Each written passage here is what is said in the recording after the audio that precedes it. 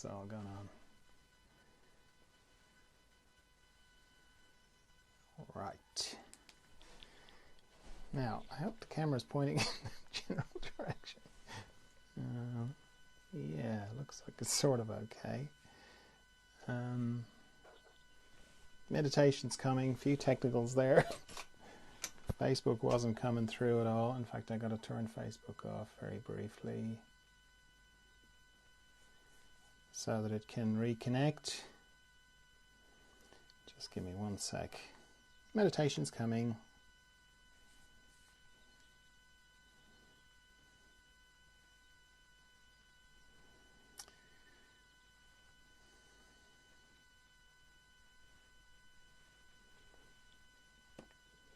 Okay, that's looking all right.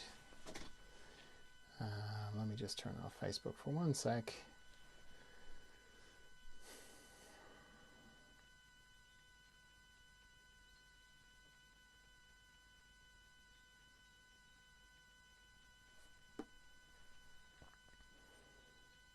Okay, so all going well. We're all back and connected and ready to go. How are you? You well? Is it all going well? I hope you're having a good day. It's fine if you're not, but I hope you're having a good day. We're going to do a bit of meditation now. These daily meditations are part of the further emergence work I do. I'll explain what further emergence is when we're finished the meditation. But for now, if you're used to meditating, if you're an experienced meditator, brilliant. Can you hang on though while I explain what I do, just for the benefit of people who are new to meditation? There's lots of different styles of meditation. This is just what I do. For me, it starts with why I would meditate. I'm trying to connect with the part of me that I connect to every night. When I go to sleep. Not the dreaming bit, the bit after dreaming. So I'm dreaming and then I drop at the bottom into deep dreamless sleep, where I have no thoughts, no memory, no feelings, no personality. I have no body really. I've got no bed, got no bedroom, no house, no nothing. I don't even have me. I sort of cease to exist. Certainly in the way that I normally register my existence, which sounds terrible. Like, that sounds awful. It sounds like death. And yet I love going to bed. And when I wake up in the morning, I feel refreshed. So some part of me knows that wherever I go to, it's a good place. And that's where I want to go to when I meditate. I just want to do it consciously. So straight away, if you're new to meditation, don't try this lying down, because you'll fall asleep, or if you don't fall asleep, you'll battle sleep, both of which are contrary to where you're kind of going with this. So sit up. You don't have to sit in a lotus position or anything like that.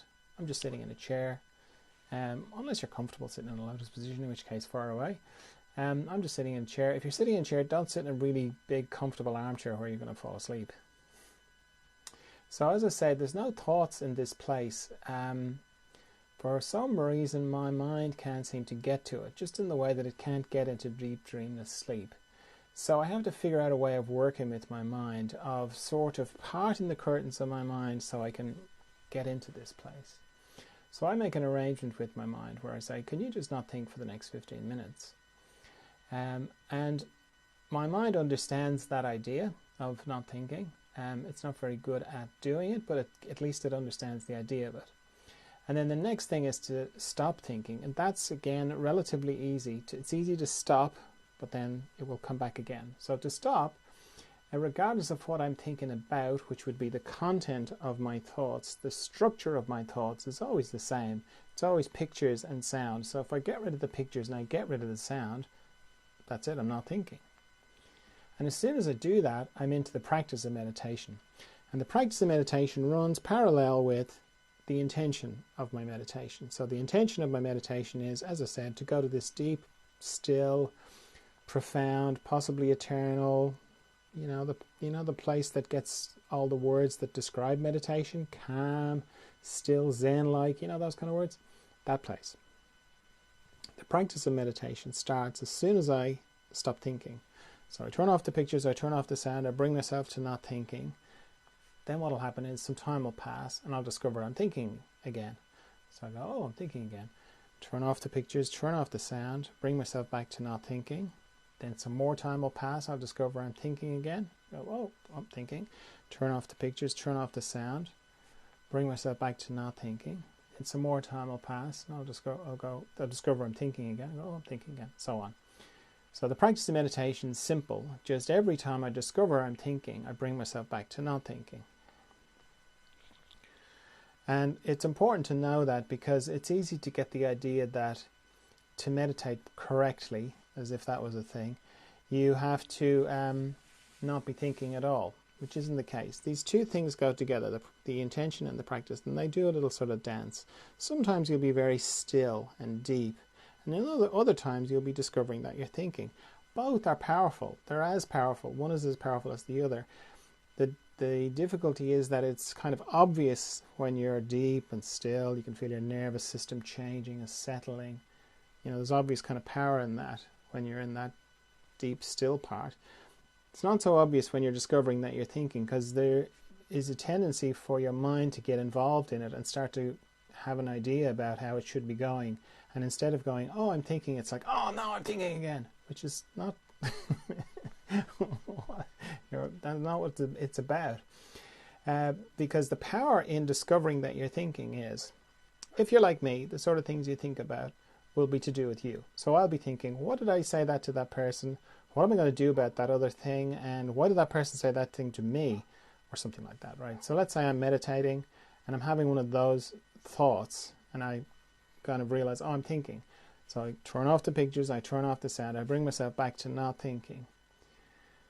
Indirectly, what I'm saying to myself or demonstrating to myself is, you know that thought that you just had, the one that you thought was you and that you were it? Well, you just got rid of it. You just made it disappear. So you're obviously not that thought. In fact, you're not any of your thoughts. You're something else. That's very powerful. And the fact that you do that repeatedly, that's very powerful as well.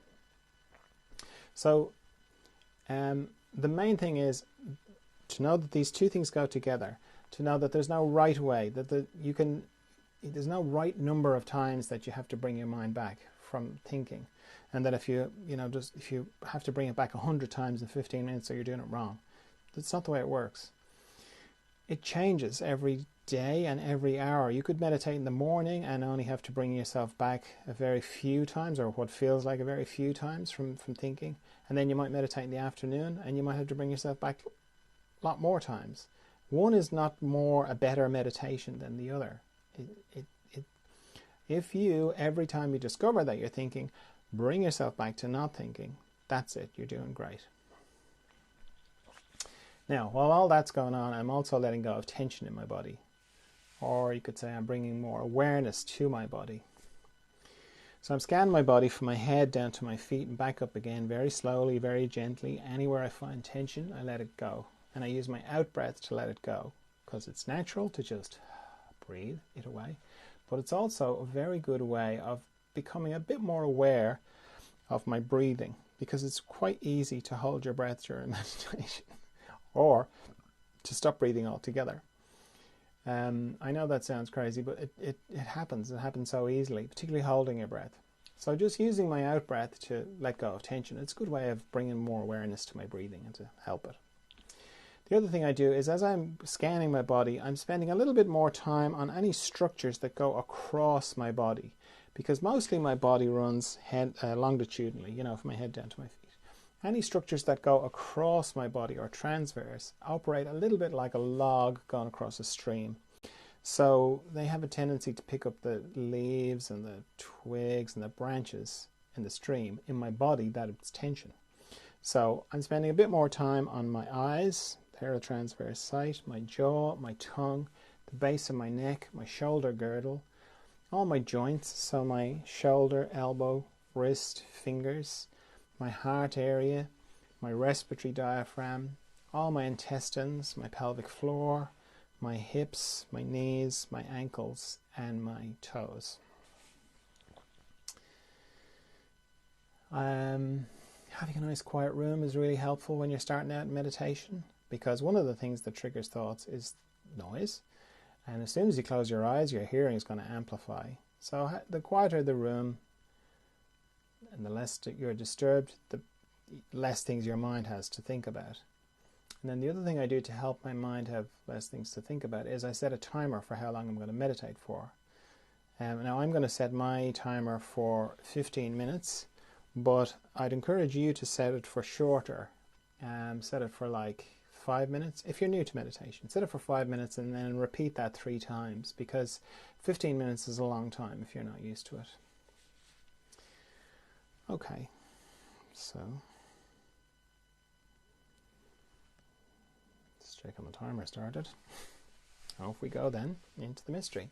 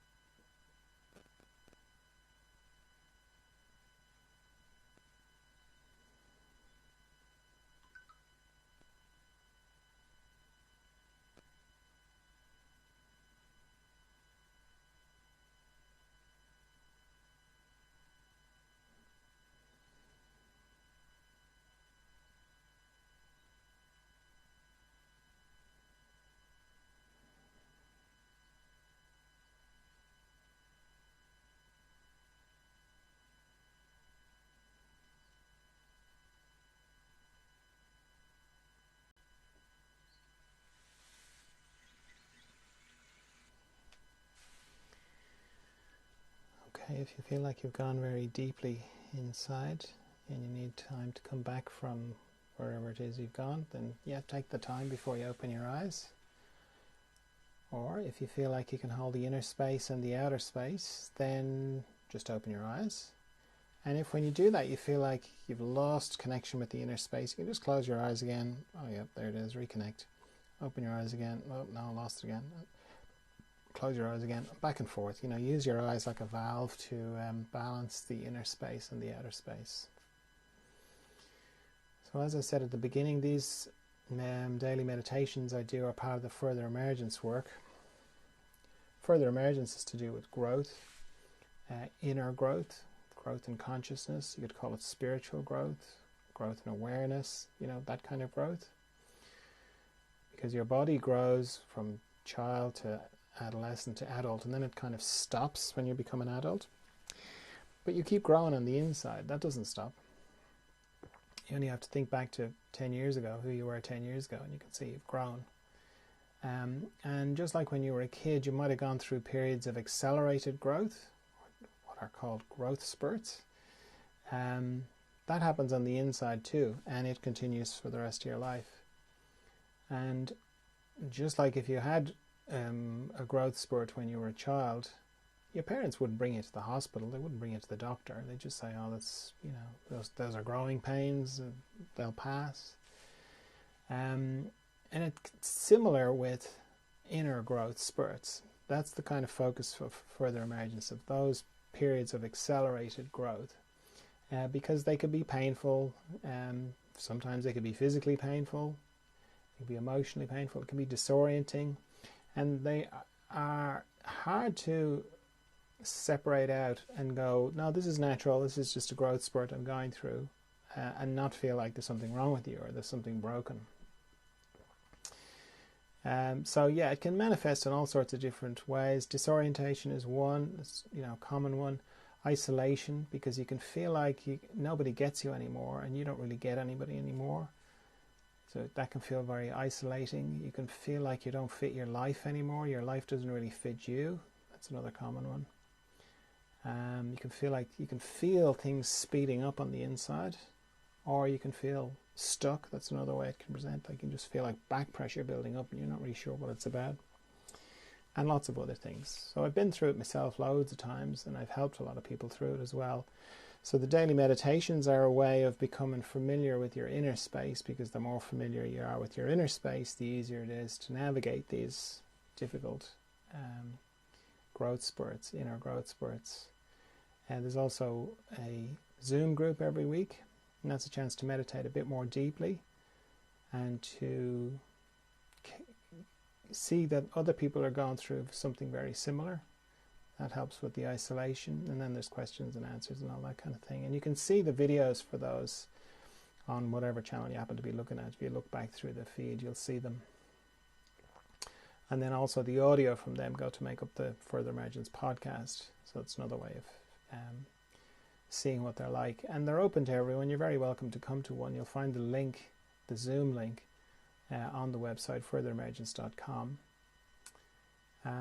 What else? I do or work with people one-to-one. Do that twice a week. So today was the day I was doing that. That's a combination of in front of the scenes and behind the scenes kind of work. So in front of the scenes is where we're talking, reflection, talking it through. And then there's a period where the person lies down and I do energetic work with them as well, to sort of help their system navigate and harmonize. You know, that's all from a distance. That's but it's still very powerful because it's all behind the scenes, as I said. I've written about 4 books all around the subject of Further Emergence. So yeah, if you're still with me, if you watched this all the way to the end, or you're still part of the live thing, then maybe there's something about this that's resonating with you. And yeah, just follow along with that, whatever it's encouraging you to do, whether it's just follow the particular channel you happen to be watching it on, to come to a Zoom group, to get in touch for some one-to-one work, to read a book, whatever that part of you is telling you to do. So thanks very much for meditating with me, and I will see you on Thursday, not tomorrow. got a podcast tomorrow. That'll be around this time, so I won't be able to do meditation tomorrow. So I'll see you on Thursday for some more meditation. Bye bye.